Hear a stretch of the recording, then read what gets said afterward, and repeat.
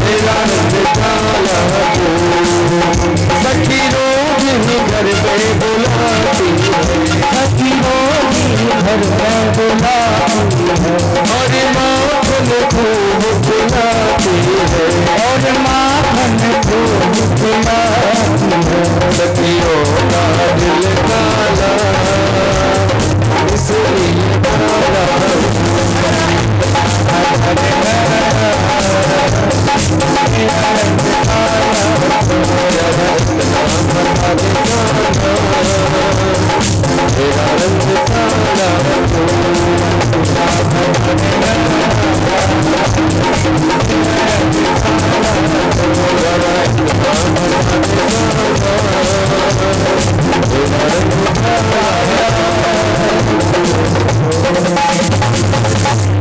बोले वृंदावन बिहारी लाल की जय।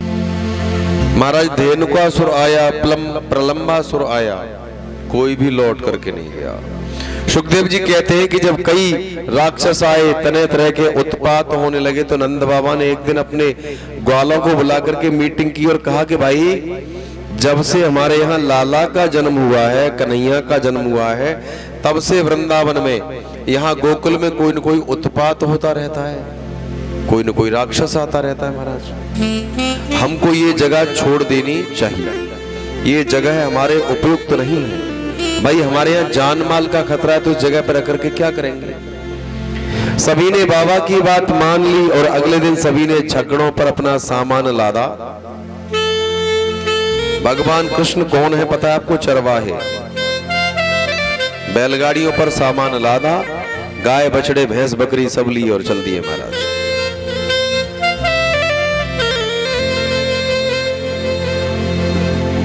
पवन भैया आ गए, क्या बात है। सभी चल दिए और जाग करके नंद बाबा ने वृंदावन बसाया है। बोलिए वृंदावन बिहारी लाल की जय। जय जय श्री राधे।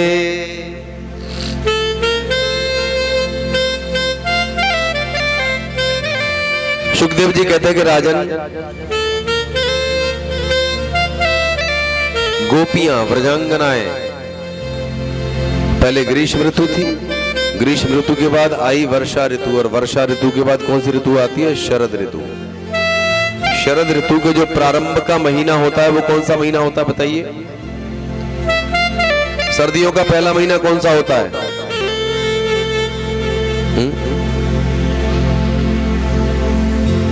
हिंदी में बताइए जी, कौन सा महीना होता है? कार्तिक होता है ना, कार्तिक।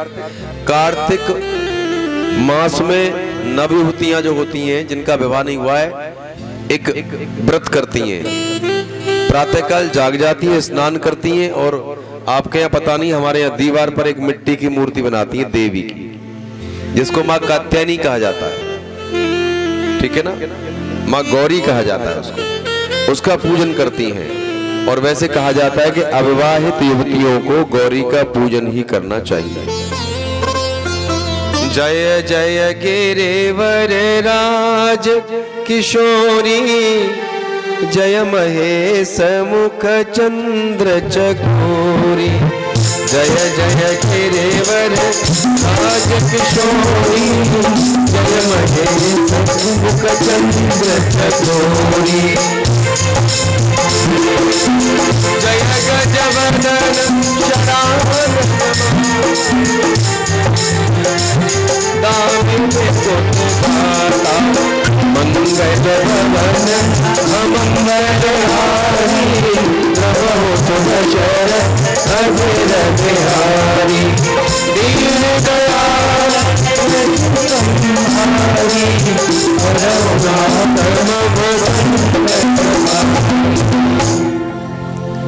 गोस्वामी जी कहते हैं कि जिन बालिकाओं के विवाह होने में विलंब हो रहा हो, उनको प्रतिदिन इन 2 चौपाइयों को गाना चाहिए, माँ गौरी का पूजन करना चाहिए।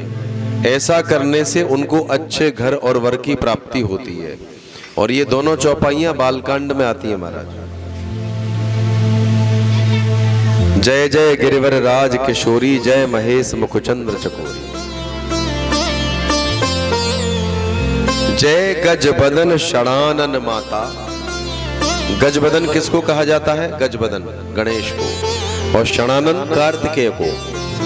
जगत जनन दामिन दुत गाता। तो ये प्रातःकाल जाग जाती है महाराज, स्नान करती है यमुना में, और फिर माँ गौरी का पूजन करनी है।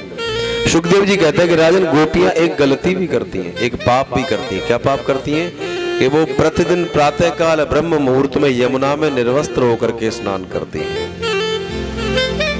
और जल में कभी निर्वस्त्र होकर स्नान नहीं करना चाहिए, चाहे आपका बाथरूम ही क्यों ना हो। जल का देवता कौन होता है? वरुण। जल में निर्वस्त्र होकर स्नान करना भी पाप होता है। बोलिए आनंद कंद भगवान की जय। मुझे ऐसा लग रहा है कि आनंद कम आ रहा है, नहीं आपको आ रहा है, झूठ तो नहीं बोल रहे हो। इनको नहीं आ रहा है। कहां आ रहा है? देखो ना, सो रहे हैं सब लोग। मैं कहता हूं बोलिए वृंदावन बिहारी लाल की, तो आगे से कहते हैं जय और पीछे वाले कहते हैं। ये भी तो है महाराज, मुझे ऐसा डाउट हो रहा है इन लोगों पर। अब तो मेरा पक्का पक्का शक हो रहा है मुझे। आनंद आ रहा हो कि ना आ रहा हो? हाथ उठाओ। ना आ रहा, झूठ बोल रहे हैं। आनंद आ रहा है, खूब आ रहा है। जब आनंद आ रहा हो तो रुपया चुना रहा। भाई सीधी बात है, भगवान के दरबार में खाली हाथ आओगे तो खाली हाथ जाओगे। आनंद है ना? बोलिए आनंद कंद भगवान की जय। इतनी जोर से जयकारा लगाओ, कितनी जोर से जयकारा लगाओ कि पंडाल में ऐसा लगे, ज्यादा नहीं तो जम्मू कश्मीर तक आवाज पहुंच जाए, है ना? बोलिए वृंदावन बिहारी लाल की। चांदना में आज पता चलिए कि कथा आ रही है पोरसा में। पहली बार पता चली है ईमानदारी से। नींद किस किस को आ रही है? बोलिए बोलिए वृंदावन बिहारी लाल की जय। जय श्री राधे।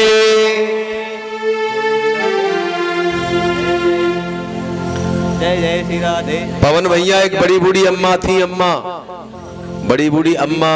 हाँ, और अम्मा के एक लड़का था, लड़का, उसका नाम था आनंद। अम्मा के छोरा को नाम का हो आनंद, पर नाम के ही आनंद थे वो। आप सवेरे सवेरे उठ के स्नान करके कुल्ला करके क्या करते हो? चाय पीते हो कि नहीं पीते? और आनंद चाय की जगह पे पीते थे पौआ।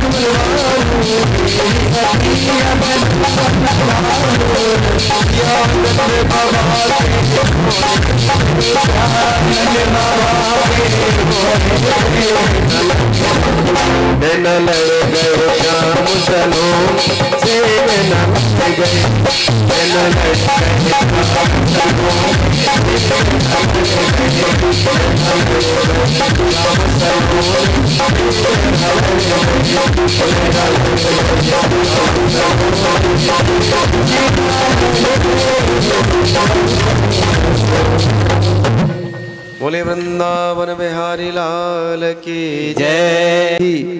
प्रातः काल शौच आदि क्रियाओं से निवृत्त होकर के यमुना में स्नान करती हैं महाराज और माँ कात्यायनी का पूजन करती हैं। उस कात्यायनी का पूजन करती हैं जिसकी कृपा से गोपियों ने गोविंद को पाया महाराज, ब्रजांगनाओं ने गोविंद को पाया। शुक जी ने कहा कि महाराज एक त्रुटि भी करती हैं, एक पाप भी करती हैं। क्या? गोपियां नित्य ही यमुना में निर्वस्त्र होकर के स्नान करती थी, अपने वस्त्र उतार के यमुना के किनारे रख देती हैं महाराज और स्वयं उसमें स्नान करके तब आती हैं, तब गौरी का पूजन करती हैं। भगवान कृष्ण को ये बात पता चली, 8 वर्ष की अवस्था है महाराज। प्रातःकाल पहुंच गए,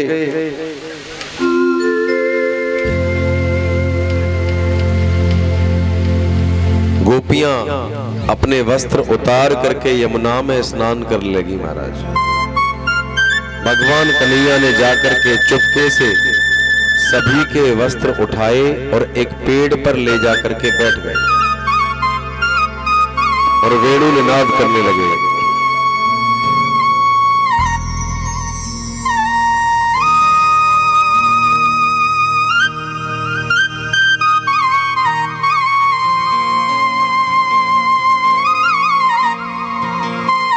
समस्त ब्रजमंडल में वंशी की आवाज गूंजने लगी महाराज। सुखदेव जी कहते कि राजन, कुछ देर पश्चात गोपियों ने स्नान करके बाहर निकलना चाहा महाराज, तो उन्होंने देखा कि हमारे वस्त्र किनारे पर नहीं है। आपस में बातचीत करने लगी कि हमारे कपड़े कौन ले गया, हमारे वस्त्र कौन ले गया। हम रोज स्नान करने आते, ऐसा आज तक हमारे साथ कभी नहीं हुआ, आज ऐसा कैसे हो गया, कौन ले गया। तभी उनके कानों में वंशी बजने की आवाज आई। गोपियां समझ गईं कि ये करतूत कृष्ण की है। उन्होंने आवाज लगाई, अरे कान्हा ओ कान्हा, कन्हैया, हे कृष्ण। भगवान कृष्ण बोले, क्या बात है। गोपियों ने कहा कि भाई क्या तुम्हारे पास हमारे वस्त्र हैं? भगवान कन्हैया बोले कि हाँ बिल्कुल है। तुमने ऐसा क्यों किया? तुम हमारे वस्त्र क्यों लगे? तुमको पता नहीं है हम स्नान करने रोज यहाँ आते हैं, चलो हमारे कपड़े दे दो। भगवान कृष्ण बोले कि अपने कपड़े ले जाओ, मैंने किसी को नहीं रोका है, मेरे पास रखे, ले जाइएगा। गोपियां बोली कि कृष्ण तुम इतना भी नहीं जानते कि हम बाहर नहीं आ सकते हैं, हम निर्वस्त्र हैं। परीक्षित जी सुखदेव जी से पूछते हैं कि महाराज भगवान ने ऐसा क्यों किया? यदि वे भगवान है तो ऐसा क्यों किया? ध्यान देना। सुखदेव जी कहते हैं कि राजन, यदि गोपियों का भगवान के प्रति ब्रह्म भाव है, ध्यान देना, ध्यान पूर्वक सुनना, यदि गोपियों का कृष्ण के प्रति ब्रह्म भाव है तो उनसे पर्दा कैसा? फिर महाराज ब्रह्म से पर्दा कैसा? ईश्वर से पर्दा कैसा? कोई पर्दा कर सकता है क्या ईश्वर से? यदि गोपियों का कृष्ण के प्रति ब्रह्म भाव है तो पर्दा कैसा महाराज? और यदि उनका कृष्ण के प्रति ब्रह्म भाव नहीं है तो उनके लिए शिक्षा है महाराज। यदि उनका कृष्ण के प्रति ब्रह्म भाव नहीं है तो फिर क्या है? शिक्षा है। दोनों ही बातें महाराज। गोपियों ने कहा कि हे कृष्ण हम बाहर नहीं आ सकते, हमारे वस्त्र दे दीजिए। कन्हैया बोले कि एक काम करो, यमुना में खड़े होकर के कान पकड़ो और प्रतिज्ञा करो, यमुना से क्षमा मांगो, जल देवता से क्षमा मांगो, आज के बाद कभी भी हम निर्वस्त्र होकर के यमुना में स्नान नहीं करेंगे। गोपियों को शिक्षा दी महाराज। सभी गोपियों ने क्षमा याचना की, भगवान कन्हैया ने उनके वस्त्र वापस कर दिए। गोपियां बाहर निकल के आई और कार्तिक मास की जब पूजा की गोपियों ने, कात्यायनी की पूजा की, तो उसी कात्यायनी की मां गौरी की कृपा से गोपियों ने गोविंद को पाया। बोलिए गोविंद भगवान की जय। जय जय श्री राधे।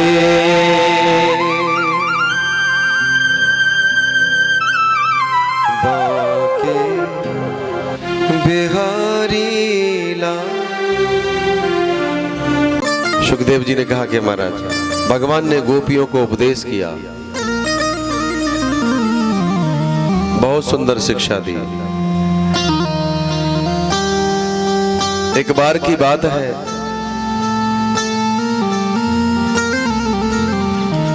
ब्रज के प्रत्येक घर में, वृंदावन के प्रत्येक घर में प्रातः काल गाय के गोबर से चौका लगाया जा रहा था महाराज। उसके बाद सभी घरों में तरह तरह के व्यंजन, तरह तरह के पकवान बनने लगे। खीर, पूड़ी, पुआ, कचौड़ी, सब्जी, रायता, मिष्ठान आदि पदार्थ बन रहे थे। सुखदेव जी ने कहा कि महाराज भगवान कन्हैया दौड़े दौड़े मैया यशोदा के पास गए।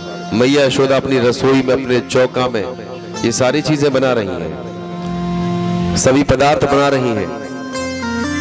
भगवान कन्हैया ने पूछा कि मैया आज क्या बात है, क्या बात है आज? ये सब घरों में पकवान क्यों बनाए जा रहे हैं? खीर, पूड़ी, पुआ, है ना? मैया यशोदा ने कहा कि लाला आज हम जय जय की पूजा करते हैं, इंद्र की पूजा करते हैं। छोटे बालक होते हैं तो ऐसी माँ कहती है बेटा पूजा भाई करेंगे, चौका से दूर रहो, ठीक है, कुछ झूठा मत कर देना, जब तक पूजा ना हो जाए तब तक चलो जाओ, यहाँ से निकल जाओ, तेरा कोई भरोसा नहीं है। माता ने कहा लाला तू बाहर खेल के जब तक हम पूजा कर लेते हैं। भगवान कन्हैया दौड़े दौड़े नंद बाबा के पास गए। कहा कि बाबा एक बात बताओ, हमारे घर में भी मैया बना रही है, सभी घरों में ये पदार्थ बनाए जा रहे हैं, क्या बात है आज? बाबा बोले कि बेटा लाला आज के दिन हम इंद्र की पूजा करते हैं। कन्हैया बोले कि बाबा इंद्र की पूजा क्यों करते हैं?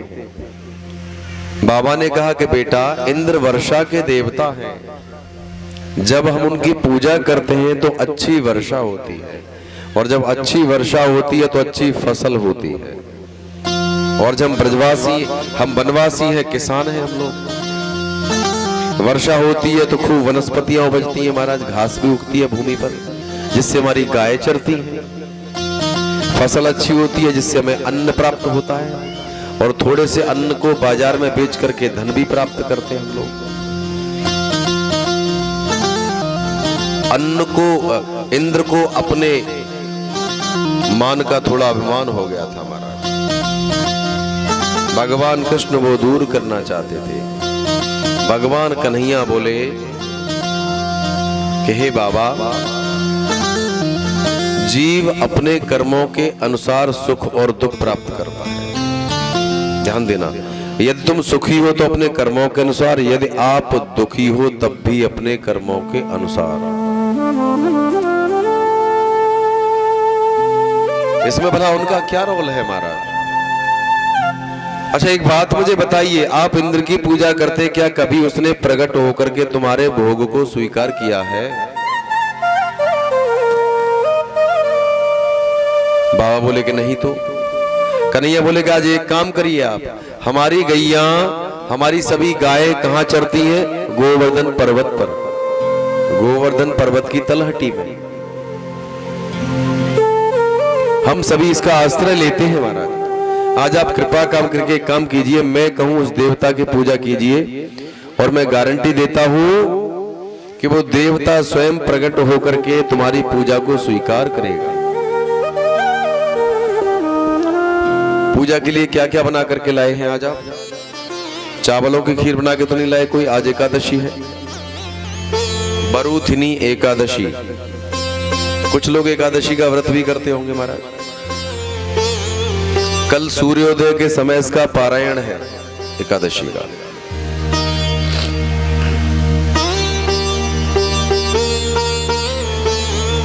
जय जय श्री राधे।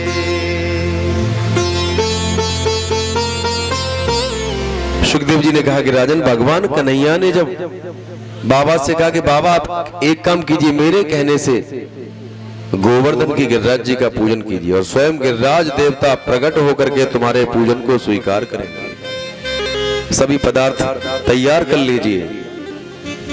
सभी गोपी ग्वालों ने, नंद बाबा ने भगवान कन्हैया की बात मान ली महाराज।